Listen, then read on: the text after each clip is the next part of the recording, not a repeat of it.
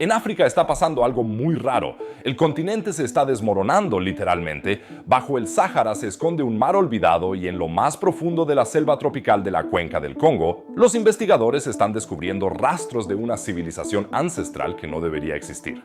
Lo que está pasando ahora mismo aquí en África es increíble. Hoy lo vamos a analizar con todo detalle y empezamos ya mismo.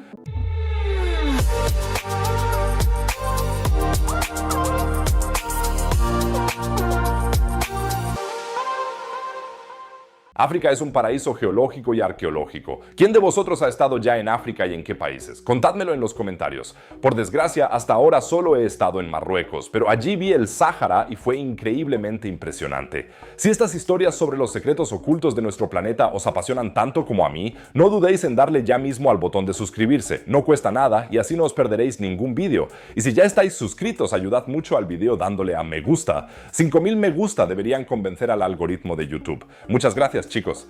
Empecemos directamente con una primicia geológica. África se está partiendo en dos. En el este del continente, la corteza terrestre se está rompiendo a lo largo de una gigantesca fisura. Antes que nada, tenemos que tener claro que la tierra bajo nuestros pies está en constante movimiento. Los continentes en los que pisamos no son, en el fondo, más que finas placas tectónicas que flotan sobre una esfera de roca caliente y chocan entre sí. Así se forman las cordilleras y los océanos se ensanchan. Normalmente, estos procesos pasan desapercibidos para nosotros, ya que los movimientos son de solo unos pocos milímetros o centímetros al año, pero a veces ocurre algo que nos recuerda lo agitado que es el interior de nuestro planeta. En marzo de 2018 se abrió una enorme grieta en el suelo en el suroeste de Kenia. Esta grieta, que apareció tras unas fuertes lluvias, tenía varios kilómetros de longitud e incluso se tragó parte de la autopista Nairobi-Narok. Esta espectacular grieta se encuentra en el Valle del Rift de Kenia, que forma parte de una región llamada Sistema del Rift de África Oriental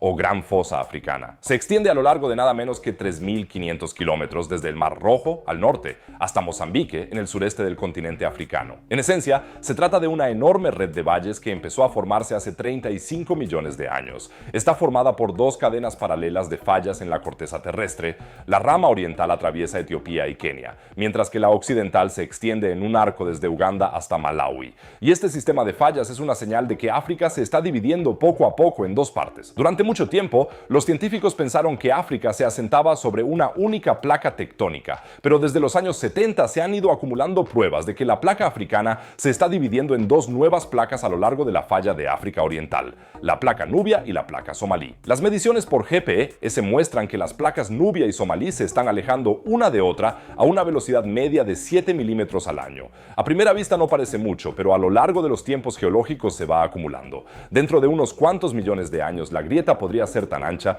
que el agua del mar pudiera entrar y formar un nuevo océano. Pero, ¿por qué ocurre esto? La teoría más aceptada dice que las olas de calor en el manto terrestre están abombando y estirando la litosfera, es decir, la corteza terrestre y la parte superior sólida del manto, bajo Kenia y Etiopía. Este adelgazamiento de la litosfera ha provocado enormes erupciones volcánicas y ha fracturado la frágil corteza continental en una serie de fallas. ¿Qué significa todo esto para la gente que vive en la región? Por un lado, la actividad sísmica y volcánica a lo largo del Rift provoca terremotos y erupciones. Por supuesto, esto puede ser peligroso para la población que vive cerca de allí. Por otro lado, el Valle del Rift también ofrece muchas ventajas. La actividad volcánica ha creado suelos fértiles y los lagos de la zona son importantes fuentes de agua. Curiosamente, la evolución del sistema del Rift de África Oriental también ha desempeñado un papel importante en la evolución humana. En esta región se han encontrado muchos fósiles importantes de especies humanas antiguas. Algunos científicos incluso creen que el paisaje en constante cambio del Valle del Rift podría haber impulsado la evolución humana, al obligar a nuestros antepasados a adaptarse una y otra vez a nuevos entornos. Esta grieta, que existe desde hace millones de años, estaba llena de ceniza volcánica de erupciones muy antiguas y, por así decirlo, fue enjuagada por las lluvias persistentes. Y esta grieta sigue expandiéndose cada vez más, aunque probablemente ninguno de nosotros vivirá para ver el final del proceso. En cualquier caso, es fascinante saber que somos testigos del comienzo de un cambio tan monumental. Pero incluso si el proceso proceso en África no lleva a la división completa del continente, los cambios geológicos que podemos observar son apasionantes, porque nos dan una idea de esas fuerzas colosales que han moldeado nuestro planeta y siguen haciéndolo. Y cuando África se haya partido por completo dentro de unos millones de años, por supuesto que haré una retransmisión en directo para vosotros. En otros lugares, sin embargo, no es la naturaleza la que quiere cambiar radicalmente el continente, sino el ser humano. Ingenieros, políticos e incluso físicos nucleares llevan décadas soñando con un mar interior en el Sáhara y han ideado un plan alucinante para ello. En la década de 1870, Ferdinand de Lesseps era uno de los franceses más famosos del mundo. En 1869 había inaugurado el Canal de Suez. El gobierno francés le concedió el prestigioso título nobiliario de vizconde.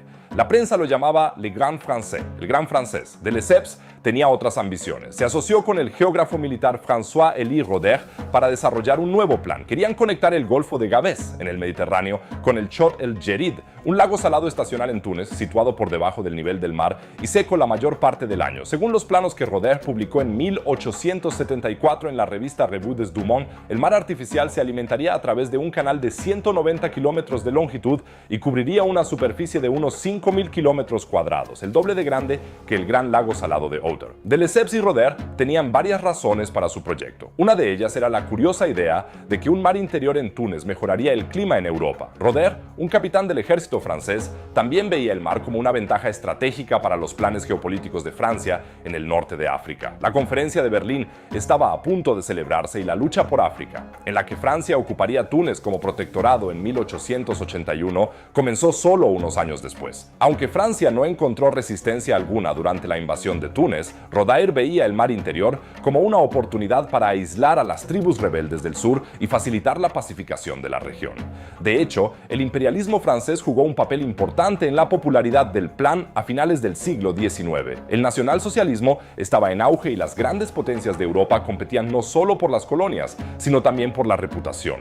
Roder creía que el Chott el Djerid era, de hecho, la ubicación de la bahía de Tritón, una masa de agua descrita en textos griegos antiguos. Según la mitología griega, algún día llegaría un descendiente de los legendarios acronautas y fundaría 100 ciudades griegas alrededor de la bahía. La recreación simbólica de la bahía de Tritón debía demostrar que Francia era la heredera de los valores europeos de la Ilustración, que tenían su origen en Grecia, y que era la sucesora legítima del Imperio Romano, a diferencia de rivales como Gran Bretaña, Alemania e Italia. Rodair logró convencer a de Lesseps de que se sumara al plan, asegurándole que el mar interior mejoraría considerablemente el clima y con ello las condiciones económicas de Argelia y Túnez. En teoría, el agua evaporada podría generar nubes que estabilizaran las temperaturas y los arroyos que normalmente se secaban antes de llegar al Chott el Djerid se convertirían en ríos que regarían las tierras circundantes para la agricultura. Además, el mar facilitaría el comercio en la región.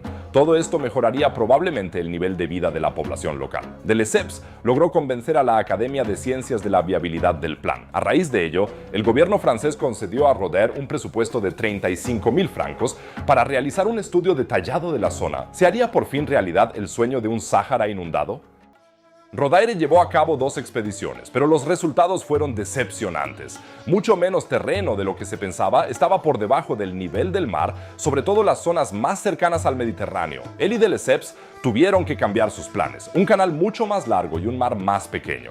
La Academia Francesa decidió que el proyecto ya no era viable. Los costes superarían con creces los 1.000 millones de francos, mucho más que la estimación inicial de 25 millones de francos. Un franco francés en 1880 equivalía a unos 0,29 gramos de oro. 1.000 millones de francos equivalen hoy en día a unos 17.000 millones de dólares. El gobierno francés retiró su financiación, pero de Lesseps y Roder no se rindieron. Con su propio dinero fundaron la Société d'études de la mer intérieure africaine, la Sociedad para los Estudios del Mar Interior Africano. Roder llevó a cabo entonces otra expedición en Túnez. Regresó a Francia con fiebre ante una comunidad científica y militar que criticaba duramente su obsesión por el mar interior.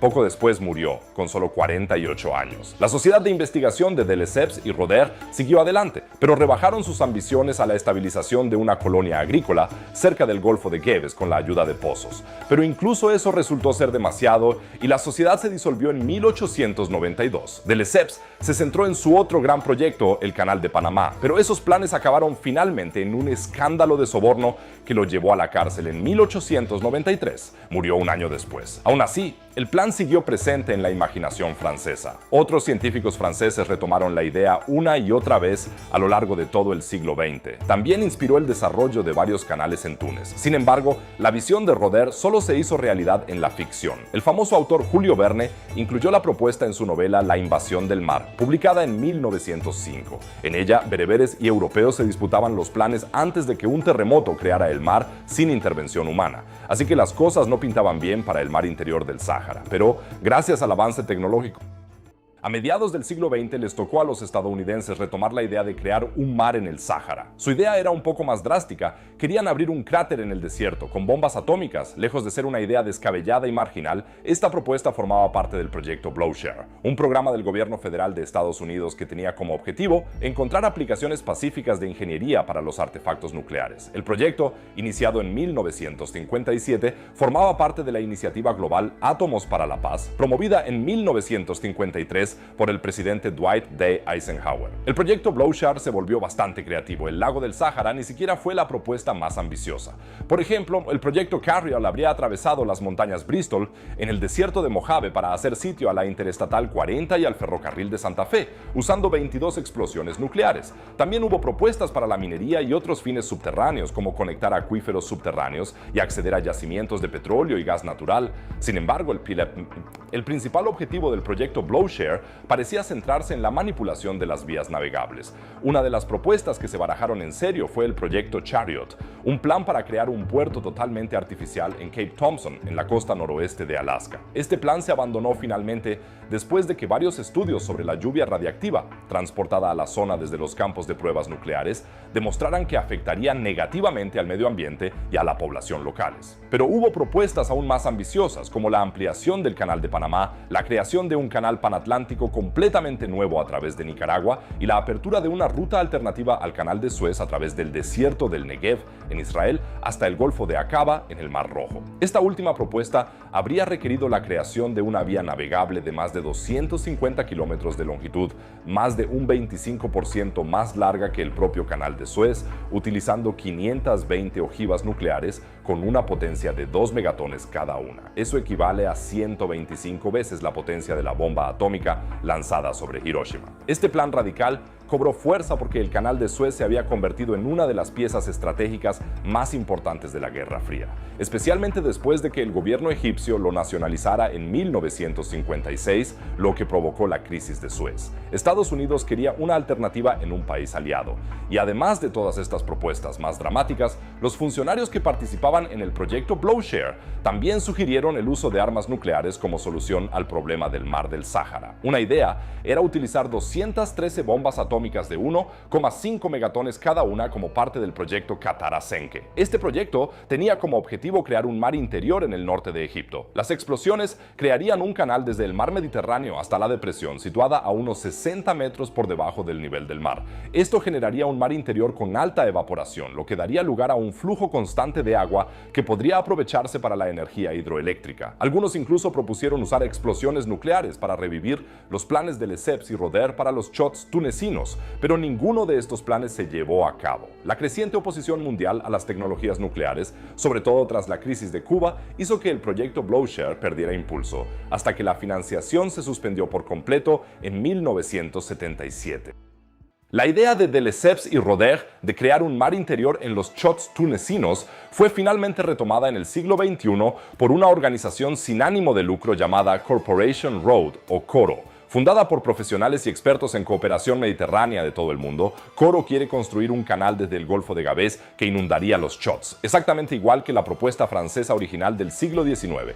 CORO afirma que el proyecto beneficiaría enormemente a Túnez y a toda la región mediterránea de diversas maneras. En un país con una tasa de desempleo juvenil de alrededor del 35%, la economía se beneficiaría de un gran número de nuevos puestos de trabajo. El mar interior también frenaría la desertificación. La evaporación del mar provocaría un aumento de las precipitaciones y de la nubosidad.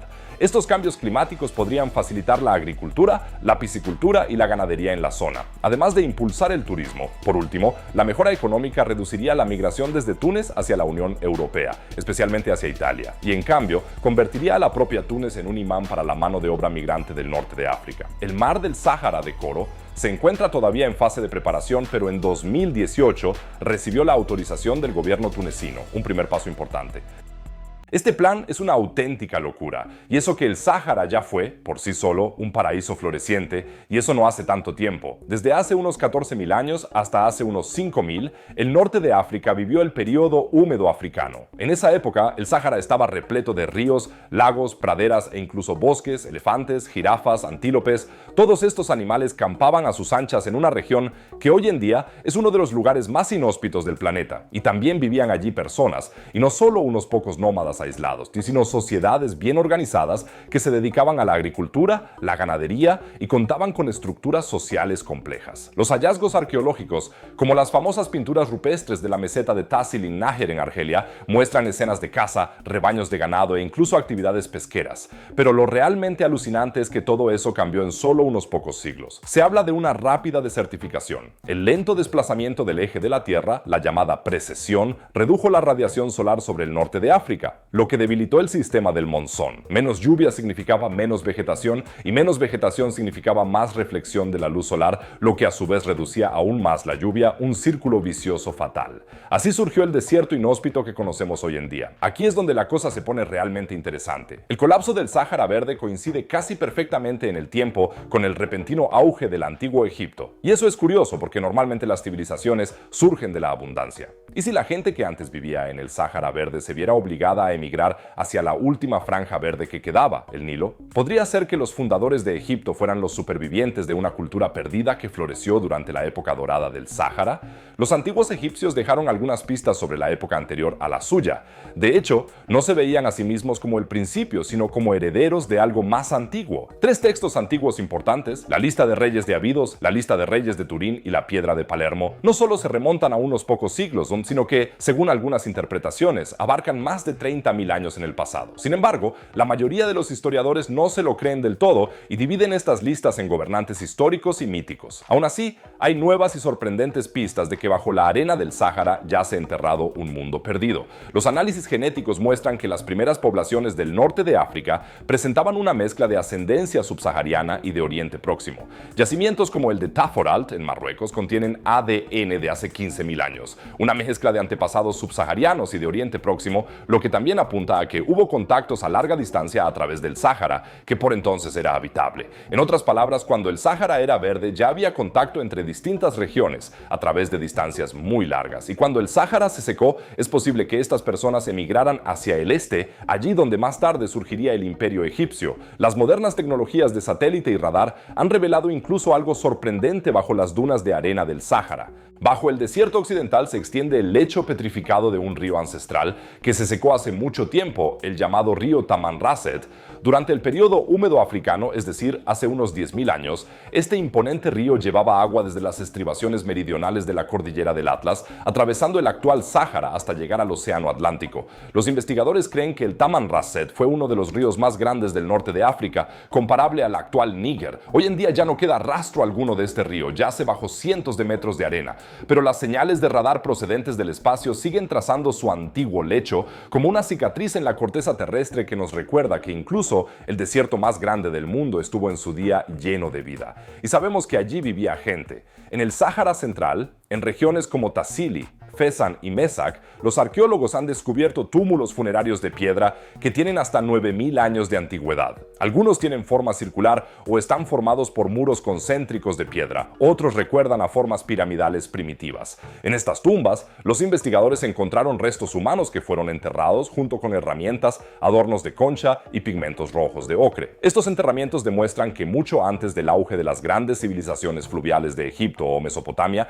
ya existían en pleno Sáhara sociedades complejas con creencias espirituales y estructuras sociales, hoy ocultas bajo la arena de un desierto que en aquel entonces aún estaba lleno de vida. Algunos esqueletos estaban dispuestos en posturas que parecían rituales, como el de una madre abrazando con fuerza a su hijo. Estos hallazgos apuntan a una concepción espiritual compleja y a una estructura social bien definida. Todos estos hallazgos revelan de forma impresionante que el Sáhara Verde no fue solo una fase transitoria de la naturaleza, sino el hogar de culturas altamente organizadas que florecieron en medio de una zona que hoy es un desierto inhóspito mucho antes del auge del antiguo Egipto. Bajo toda esa arena podrían estar ocultos capítulos enteros de la historia de la humanidad que nunca hemos visto. Estructuras de piedra, ciudades, incluso inscripciones, todo conservado pero oculto.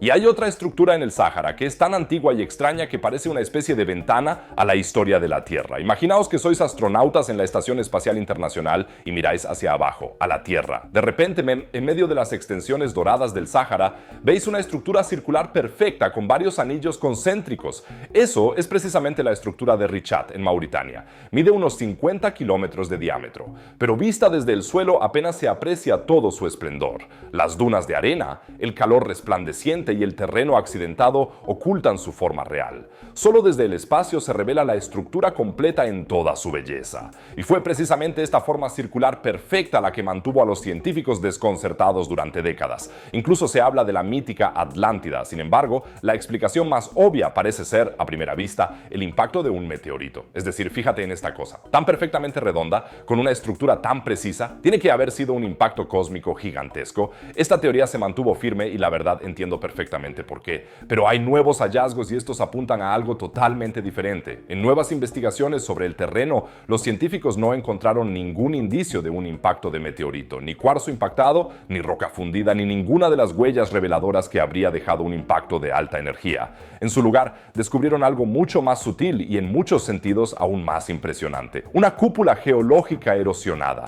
Hace unos 100 millones de años, una gigantesca burbuja de roca fundida se abrió paso desde abajo hacia arriba. Imagínatelo como un enorme grano geológico en la corteza terrestre. Esta burbuja de magma elevó suavemente las capas sedimentarias que tenía encima y formó una estructura abovedada. El magma en sí nunca llegó a la superficie, pero abombó las capas de roca que había encima y entonces empezó la verdadera magia. El viento, el agua y la arena, los tres maestros de la erosión del desierto, se pusieron manos a la obra. A lo largo de millones de años, la naturaleza fue puliendo y lijando esta cúpula. En el proceso, las capas de roca más blandas se desgastaron más rápido que las más duras. Las rocas más duras, como la arenisca cuarzosa, resistieron la erosión y quedaron en pie como altas crestas. Las capas más blandas que había entre ellas quedaron excavadas, formando valles. El resultado es un corte transversal natural de la corteza terrestre, pelada capa a capa en anillos concéntricos. Por lo tanto, algunas partes de esta estructura tienen 100 millones de años. ¿No te parece una locura? Unas diminutas manchas moradas en la parte sur de la estructura muestran árboles y arbustos aislados que siguen el curso de un lecho de río seco. La zona oscura que rodea la estructura forma parte de la meseta de Adra, compuesta por rocas sedimentarias que se eleva unos 200 metros por encima de la arena del desierto que la rodea.